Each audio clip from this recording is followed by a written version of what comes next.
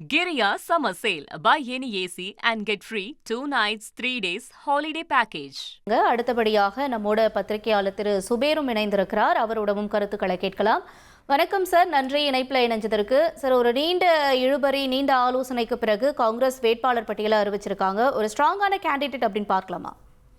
Already sitting எம்எல்ஏவாக இருந்தவர்களுக்கு சில பேருக்கு திருப்பி வாய்ப்பு கொடுத்துருக்காங்க. முன்னாள் காங்கிரஸ் தலைவராக இருக்கக்கூடிய டாக்டர் செல்லக்குமார் அவரும் இந்த முறை போட்டி போடுறாரு. இப்போ சிறுபான்மையர் சமூகத்தை சேர்ந்த 2 பேருக்கான வாய்ப்புகள் வேளச்சேரியும் மயிலாடுதுறை 2 பேருக்கான வாய்ப்புகள் கொடுக்கப்பட்டிருக்கு.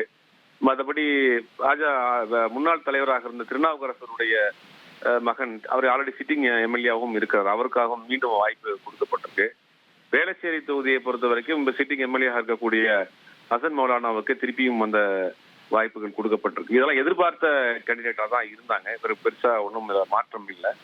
அதே நேரத்துல புதியவர்களுக்கும் சில பேருக்கு வாய்ப்புகள் கொடுத்துருக்காங்க. குறிப்பா சொல்லணும்னா அந்த விளவங்கோடுல இருந்த வேட்பாளர் வேற தொகுதிக்கு மாறி இருக்காரு. புதிய வேட்பாளராக டிடி பிரவீன் அப்படிங்கிற ஒருத்தர் போட்டிருக்கிறாங்க. புதியவர்களுக்கான வாய்ப்புகளும் நிறைய கொடுக்கப்பட்டிருக்கு.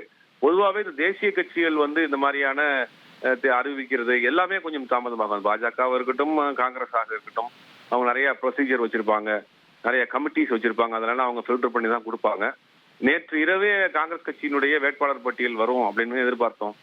அவங்க செல்வ பெருந்தகை சொல்லியிருந்தாரு இன்னைக்கு இரவு அல்லது நாளைக்கு காலையில் வரும் அப்படின்னு.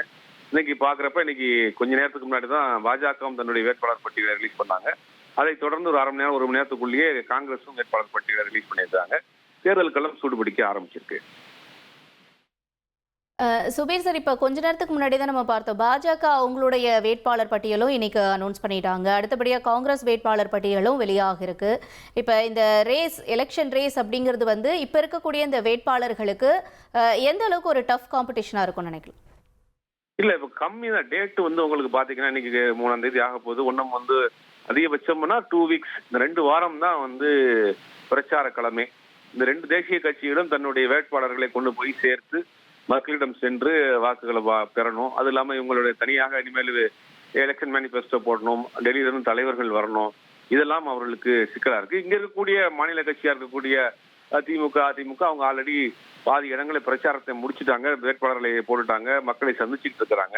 இப்ப இந்த காங்கிரஸ் வேட்பாளர் பட்டியல்ல பெண்ணாகரம் தொகுதி முன்னாள் பாமக இப்ப தலைவராக இருக்கக்கூடிய ஜி.கே. மணியினுடைய பையன் தமிழ்குமரன் அவர்களுக்கு கொடுக்கப்பட்டிருக்கு. அவர் சமீபத்துல தான் காங்கிரஸ் கட்சியில சேர்ந்தாரு. அவர் சேர்றப்பயே அவருக்கு அந்த தொகுதி கொடுக்கப்படும் அப்படின்ற மாதிரி பேச்சு அடிபட்டுச்சு. ஏன்னா தொடர்ந்து பல முறை வெற்றி பெற்ற ஜி.கே. மணி இருக்கக்கூடிய அந்த பெண்ணாகரம் தொகுதி இவருக்கு இந்த முறை காங்கிரஸ் சார்பில் கொடுக்கப்பட்டிருக்கு. இவர் அந்த தொகுதிக்கு கேட்டு வாங்கினாரா இல்ல எதிர்ச்சியாக நடந்துச்சா அப்படிங்கிறது தெரியல. நன்றி திரு சுபேர் சார், இணைப்பில் இணைஞ்சு உங்களுடைய கருத்துக்களை பகிர்ந்து கொண்டமைக்கு. Giria Summer Sale. Buy any AC and get free 2 nights, 3 days holiday package.